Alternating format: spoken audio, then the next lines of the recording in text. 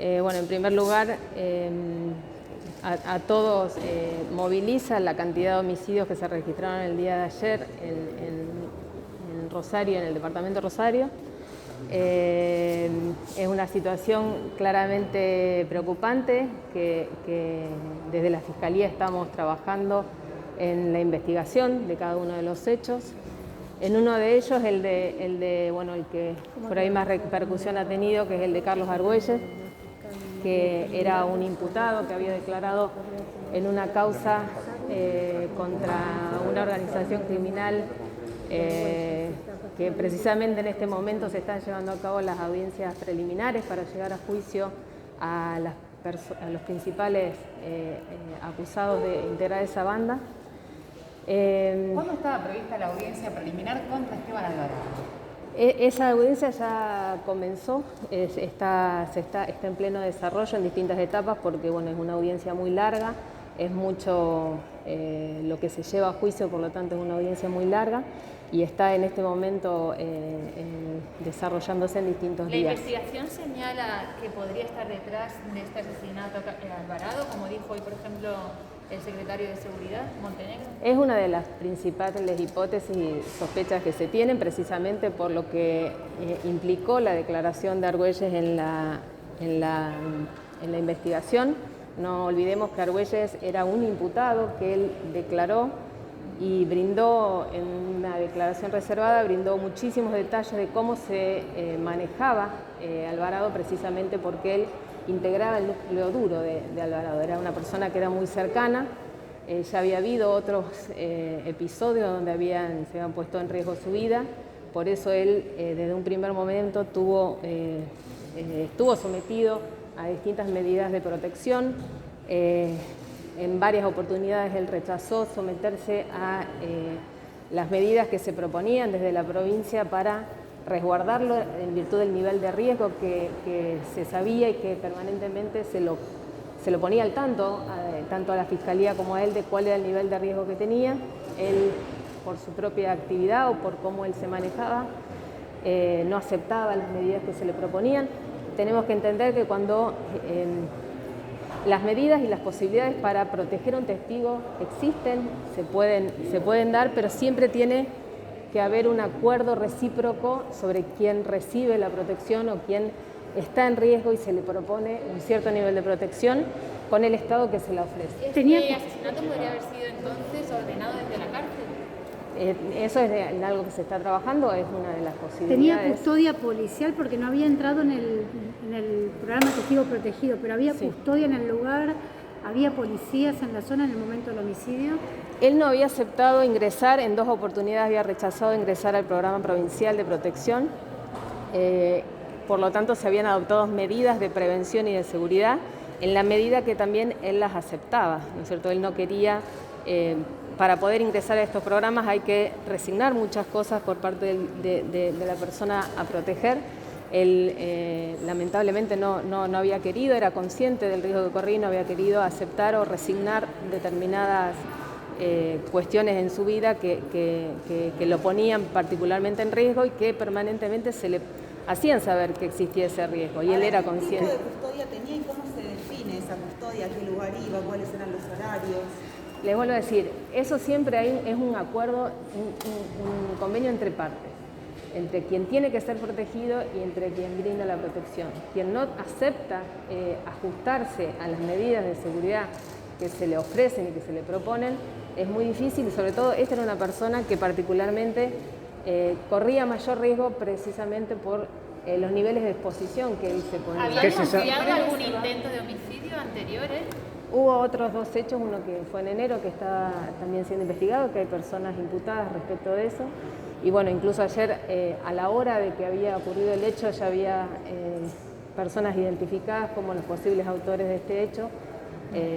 Inmediatamente se pudo dar con las personas que En breve está previsto que haya una audiencia preliminar para elevar la causa judicial. ¿Argüelles iba a ser citado como testigo en el juicio contra Alvarado? ¿Existía esa probabilidad? Argüelles era un imputado. Él había declarado en audiencia imputativa frente a un juez, una audiencia reservada, y él había brindado muchísimos detalles sobre la organización criminal desde dentro de la propia organización criminal y como él, integrante o partícipe, como él había vivido determinadas situaciones. Él formaba parte de la causa como imputado. ¿No? Doctora, ¿les preocupa el mensaje que queda respecto de esto, de que quien funcione como arrepentido de estas bandas criminales pueda finalmente ser asesinado? ¿Cómo? Ese es el mensaje que queda flotando de alguna manera. El mensaje que tiene que darle a la gente es que las medidas de protección, el Estado está en condiciones de brindar medidas de protección y puede ofrecerlas siempre que la persona a resguardar acepte las condiciones.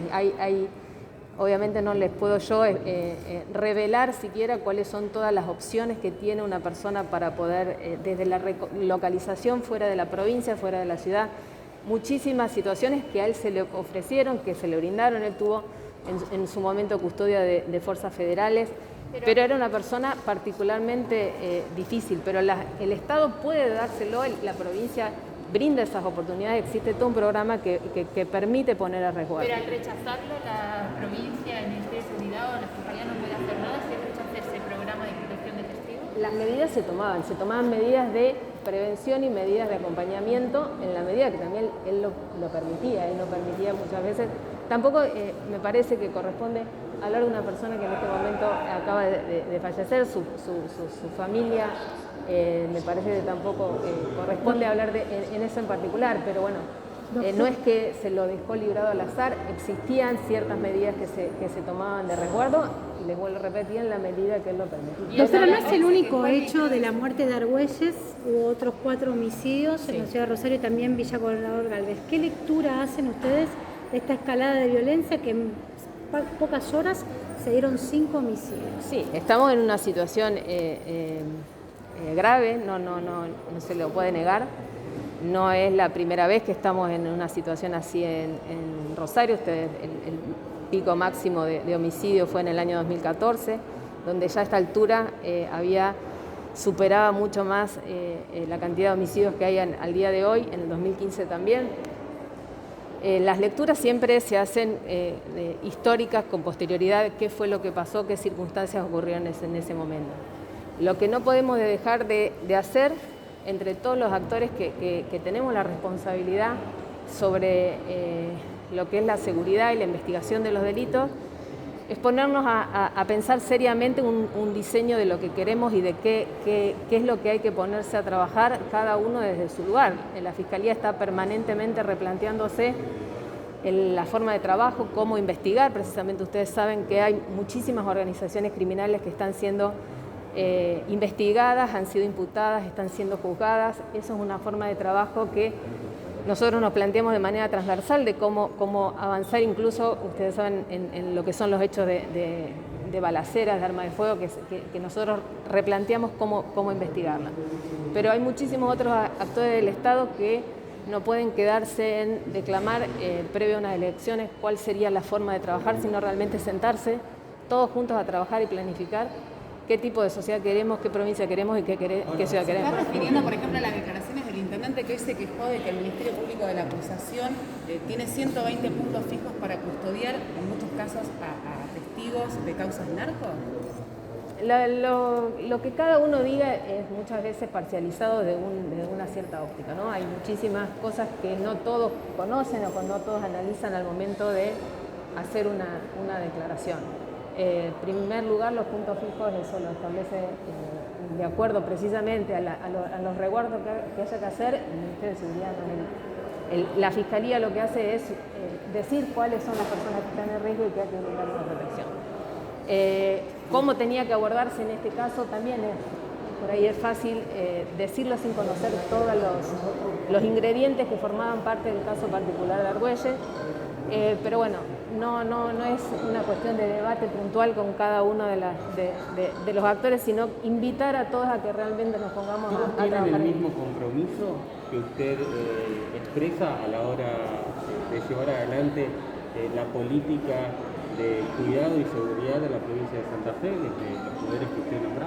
Pasa que, bueno, me parece que hay que ponerse a trabajar un poco más en concreto, ¿no? Declamar desde los legisladores a sacar las leyes que correspondan cuando hay que legislar respecto de lo que es el sistema penitenciario, cómo regular a los presos de alto perfil, no alcanza con echar la culpa al servicio penitenciario. Me parece que todos tenemos que trabajar en conjunto en cuál es el diseño que queremos para a largo plazo, porque esto no se resuelve tampoco en un día, dos, ni en un año. Esto es un trabajo y una planificación a largo plazo. ¿Qué otras audiencias se van a realizar en el día de hoy que a lo mejor puedan estar relacionadas con los otros asesinatos que se dieron en el día de ayer? Bueno, hay muchas audiencias que se llevan a cabo en el día de hoy. Una de ellas es de otra organización que se va a llevar a cabo a la tarde. Los detalles lo van a tener después de la audiencia imputativa. Es precisamente lo que les decía, son muchísimas las organizaciones que se están investigando y respecto de las cuales se está avanzando en poder investigar, desarticular y poder acusar a sus principales organizadores y sus principales responsables. Y eso se debe precisamente a un cambio de metodología de trabajo que viene haciendo la Fiscalía a lo largo de estos años. También el brindar mayor cantidad de recursos a la Fiscalía es algo en donde deberían poner quienes son responsables del diseño de los presupuestos, que tienen que poner, reforzar lo que hay que reforzar y no ponerse a trabajar en cuestiones mezquinas o puntuales que hagan a observar lo que no deben observar, sino que poner énfasis en lo ¿A qué importante. se refiere exactamente? ¿La política es mezquina? No me refiero a eso en general, lo puedo generalizar. ¿Se refiere a los recursos humanos cuando habla de mezquindades o de que no hay recursos suficientes en la Fiscalía? La distribución del recurso, del presupuesto, es algo que no me voy a poner a analizarlo en este momento, pero es algo que debería realmente pensarse y replantearse cuando se quieren diseñar políticas de seguridad y políticas de prevención y políticas de persecución penal. ¿Ustedes se sienten amenazados? Porque ahora está actualmente rodeado aquí en los tribunales, ha habido balaceras, ahora un testigo que no era protegido, pero sí efectivamente resulta asesinado. ¿Cómo lo ven ustedes desde su lugar, que es el de intentar impartir justicia? Todos los fiscales sabemos cuál es nuestra responsabilidad y el riesgo que corremos. Nosotros, si tuviéramos miedo, no podríamos estar cada uno de nosotros en el lugar que ocupamos. Tomamos nuestros resguardos, también nosotros tenemos ciertos niveles de protección que también cada uno acepta por parte del Estado provincial, en lo cual se coordina. Pero bueno, es parte de nuestro trabajo y obviamente siempre amenazas hay, riesgos siempre hay, por eso también es importante el apoyo de todos los sectores, como decía, hablaba de las mezquindades, el apoyo de todos los sectores en el Ministerio Público de la Acusación, en los recursos que se le brinden y en las investigaciones que se llevan a cabo.